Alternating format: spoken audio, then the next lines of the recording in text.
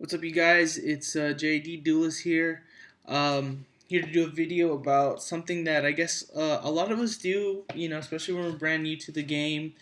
We tend to, it tends to happen to us when we're probably in like a high pressure situation, when we're in tournaments.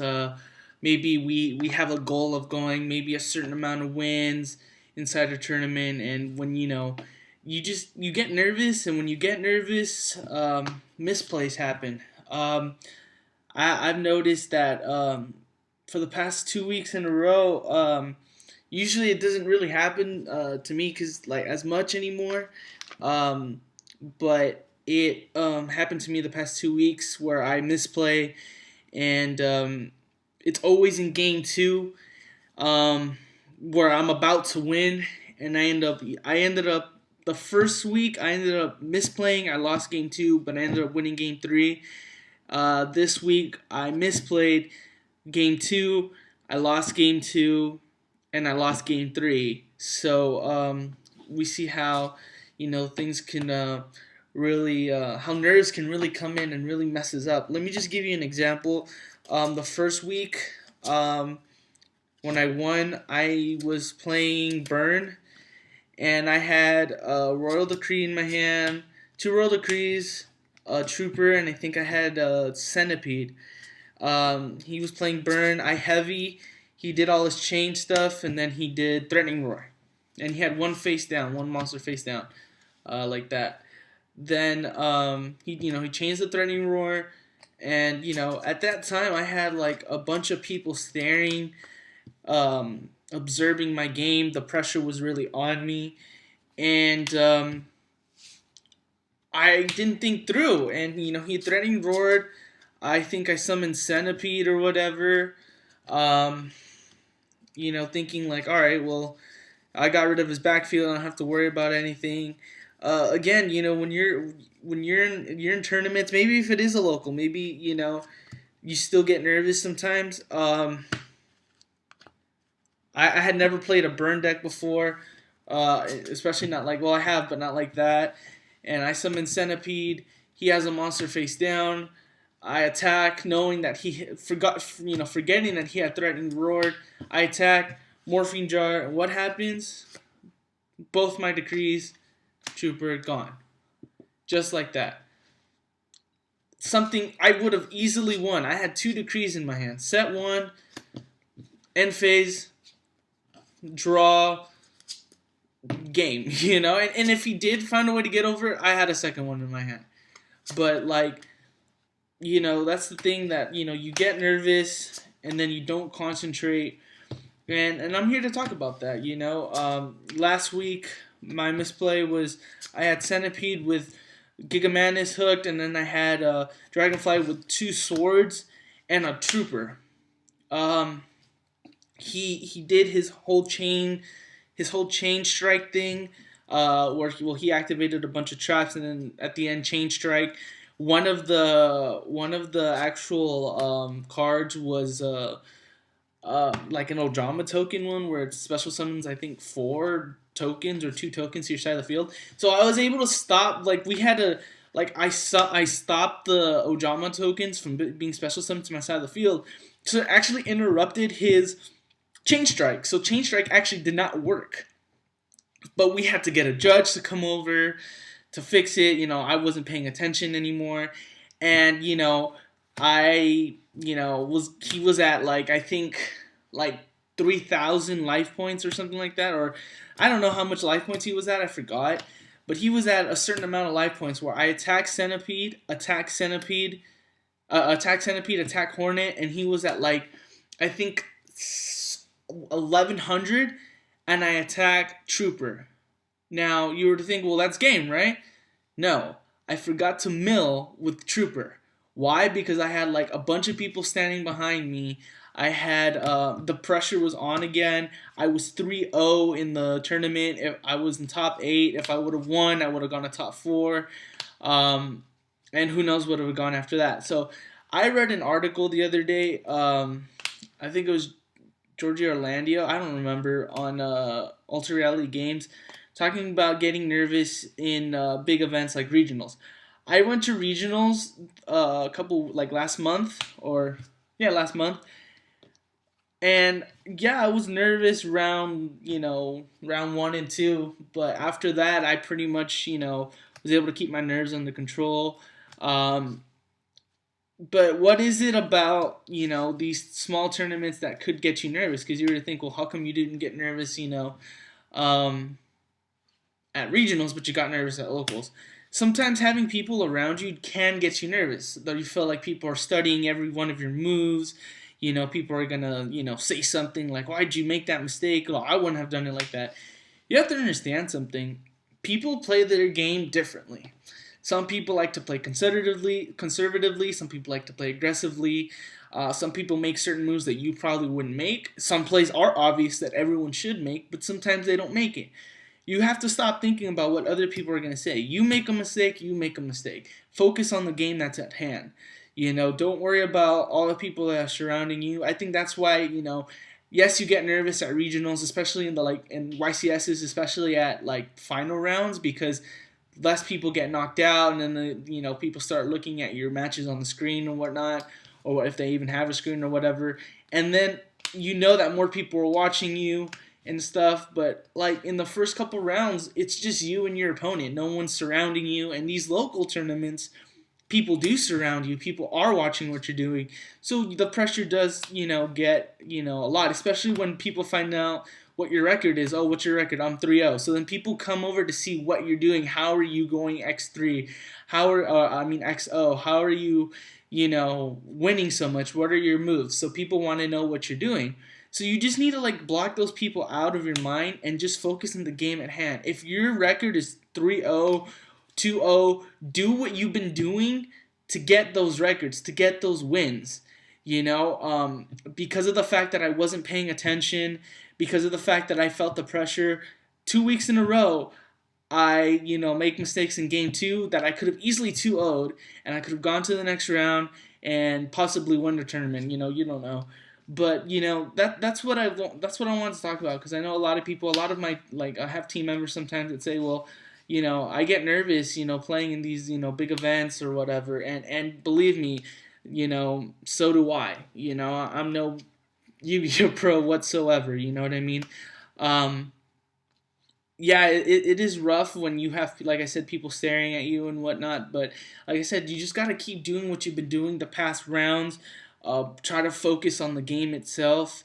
I also noticed that sometimes when you get nervous, you forget your side deck, what you have in there. Maybe you'll side in the wrong things, or you'll side, in a way that it just moves with the flow of the deck, or it interrupts the flow of the deck. So then it doesn't go off the same anymore, and maybe you can't get to your plays. I know that just playing the game in general sometimes can get you nerve wracking. This game can get your nerves stirring, but it's just honestly, through personal opinion, it's just staying focused. Um, you have to remember that for more players that take it, if you're playing at a locals tournament, um, don't worry so much. Use that opportunity to practice for high-end events like regionals and YCSs and whatnot. Locals are something that happens every weekend, sometimes during the week. So don't worry so much. I'm like, oh my god, people are watching me. Oh my god, I'm so nervous and stuff. Like, yes, you can get nervous, but like, see it as practice. Um, in my locals, I've had on 2 occasions, I've had to play Adam Korn. The first time I got so nervous because I'm like, oh my god, I'm playing Adam Korn, 2007 national champion, multiple Shonen Jump tops. It's that's nerve wracking. I'm playing a pro. I see Adam as a pro, and I'm just like, oh my god, I was playing wind ups against him, and he wrecked me with Chaos Dragons. The first week, the next week, I ended up playing Chaos Dragons against him again. I felt more at ease. Why? Because I had the practice. Locals tournaments are there for practice. Don't worry about getting so nervous. If you don't win a box, you don't win a box. Big whoop-de-doo. You'll still get astral packs or whatever. So, I mean, it's not like you minus anyways. So, the point of the video is just for you guys to be able to calm your nerves, or all of us, not just you guys, including myself, to keep our nerves calm. I felt like I needed to make this video because, like I said, 2 weeks in a row I've made this mistake. And, I know it's a mistake that a lot of us tend to make because we're human. We have emotions and we get nervous and whatnot. But just think your plays through, warning what you need to warning, side the cards that you need to side, bring out an XYZ or synchro that was right for the play. I know a lot of little kids like to just bring out a card just because they just got it, and even though it's not necessary at the moment where they could have brought something else out to win, just because they have it and they just got it doesn't necessarily mean you need to bring it out. Like I just got number 50, Black Ship of Corn. I never used it. Well, in general, insectors don't usually go, 4 anyways, but I never used it. And just because I had it there doesn't necessarily mean I need to use it. Oh my god, I just got this card, I can't wait to use it. And especially when you're in the middle of a tournament, you know what I mean? Take advice from other players. I played last week, I had played Infernities. I was playing Insectors. I was talking to this one guy who had played Insectors before they won YCS. I had done a play where I Foolish Burial and then summoned Centipede. His reasoning behind why I shouldn't do that is because if you Foolish, they know that you either have Dragonfly or Centipede. They know that Hornet is coming soon. Hornet is going to grave, you have something. Let them, summon the Centipede, see if there's anything, and then Foolish. Because then automatically they know what's in your hand. They know something's coming, and, if they have the Bottomless, they have the Bottomless. If they have the Warning, they have the Warning. But don't show him 2 cards, like, okay, Foolish, Hornet, Centipede. Why don't you summon the Centipede, see what happens first, and then if it goes through, then Foolish. And like he said, it's not, it's just playing correctly, and it made a lot of sense, because, essentially you're showing your opponent, you're telling your opponent what you have in your hand. They're going to know that you have Centipede or Dragonfly in your hand because you Foolish for Hornet, so, and it's not just that, it's thinking your plays through correctly. It's something I had talked to my team this weekend that we just gotta, if you have friends, if you have people that, play this game good, take the advice from them. If they have something to suggest to you, then, take it. Maybe granted they may not say it like the nicest way all the time, but I mean, whatever you can take from it, whatever advice you can take from them, like, take it. So you minimize your misplays. I suggest playing in locals tournaments too, especially big locals tournaments, because I know sometimes locals tournaments will do big, tournaments where, you get like 2 boxes or, I don't know, and there's like, I don't know, 30, 40 people that enter the tournament. So it's like, those are tournaments that you should take advantage of because it preps you for higher end events, and your nerves tend to calm down. Because once you start getting repetitive to doing things over and over again, then the nerves simmer down a little. Granted, they don't ever fully go away, but you learn how to cope with them more. But yeah, that was my video on getting nervous, not making so many misplays, how to correct misplays, how to just become a better player. By no means, don't get me wrong, I'm not a pro player. I don't consider myself a good Yu-Gi-Oh player. I've been able to win locals, but just because I win locals doesn't mean anything. Just I myself practice. I always ask for advice how I can get better. And that's something that we all need to do, especially if we're starting off or if we're trying to take the game competitively in the sense of like trying to win regionals or top regionals or top a YCS or win a YCS.